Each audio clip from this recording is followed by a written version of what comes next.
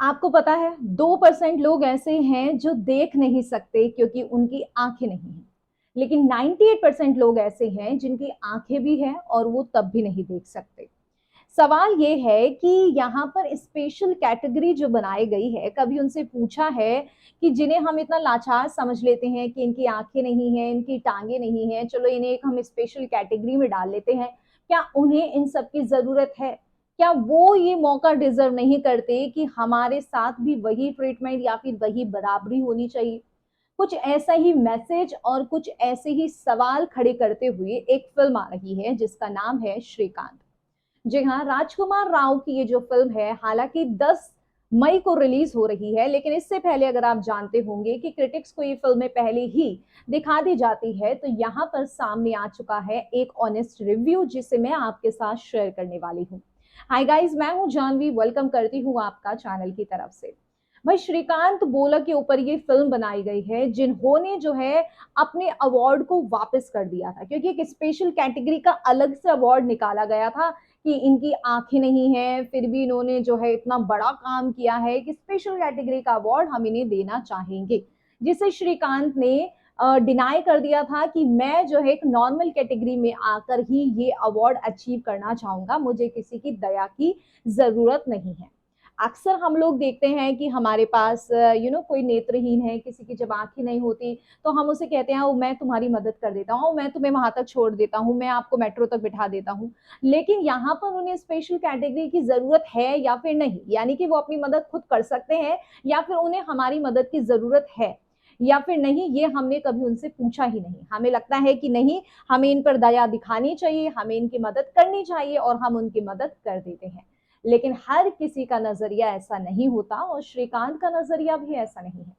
राजकुमार राव ने जो काम किया है ना श्रीकांत फिल्म में, मुझे लगता है, इनफैक्ट उन्हें भी लगता है कि इस फिल्म के लिए उनका अवार्ड बनता है। लेकिन जैसे कि हमारे यहाँ पर होता है बॉलीवुड इंडस्ट्री में, बहुत बार हमने देखा है कि जिन फिल्मों को अवार्ड मिलना चाहिए उन फिल्मों को जल्दी से अवार्ड मिलता नहीं है, बल्कि जिन फिल्मों के बारे में हमने दूर दूर तक नहीं सोचा, जिन एक्टर्स के बारे में हमने दूर दूर तक नहीं सोचा, उन्हें अवार्ड्स मिल जाता है। खैर, ये दूसरी बात है, लेकिन अगर हम श्रीकांत का रिव्यू करें तो भाई इसे कुछ अल्फाजों में एक वीडियो के जरिए बताना बहुत मुश्किल है, क्योंकि जो पूरी फिल्म है ये आपको एक ऐसे लड़के की जर्नी दिखाएगी जो कि एक किसान के घर जन्मा होता है। उनके माँ बाप को पता चलता है कि हमारा बच्चा शुरू से ही अंधा है, उसकी आंखें नहीं है। लोगों की बातों में आ जाते हैं उसके माता पिता श्रीकांत के और बोलते हैं कि भाई कैसे ये आगे सरवाइव करेगा, ये तो तुम्हें परेशान ही करेगा, तुम्हारे ऊपर बोझ ही बनेगा। तो ऐसे में उसके बाप गड्ढा खोदते हैं कि भाई इसे तो चलो दफना ही देते हैं, लेकिन एक होता है ना अंदर का जमीर कि नहीं, है तो मेरा ही बच्चा, ऐसा कैसे कर सकता हूँ। तो इन सब के चलते श्रीकांत बच जाता है।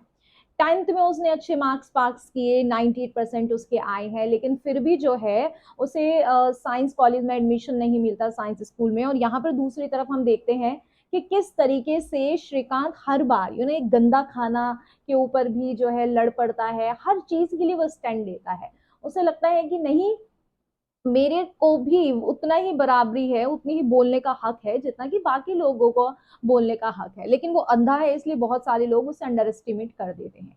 श्रीकांत की इस लड़ाई में बहुत सारे लोगों ने जो है साथ दिया है उसका। शरद केलकर ने साथ दिया है, उसकी मैम गीता ने साथ दिया है जो कि ज्योतिका है, और उनकी उनकी जो प्रेम कहानी का जो प्यार है स्वाति, उन्होंने साथ दिया है। तो इस पूरी जर्नी में श्रीकांत का साथ कई लोगों ने दिया है, लेकिन श्रीकांत अकेले, जिसकी आंखें नहीं है, उसने ये पूरी जर्नी अपनी तय की है, जिसे एक फिल्म के जरिए हमें दिखाया जा रहा है। और मुझे लगता है कि ऐसी फिल्मों की हमें जरूरत है, एक एक अलग नजरिए की, एक अलग सोच की हमें जरूरत है। और ये फिल्म बहुत अच्छी जाने वाली है, लोगों को बहुत पसंद आने वाली है। खैर, आप अब डिसाइड कीजिए कि आपको ये फिल्म देखनी चाहिए या फिर नहीं। कल ये फिल्म रिलीज हो रही है।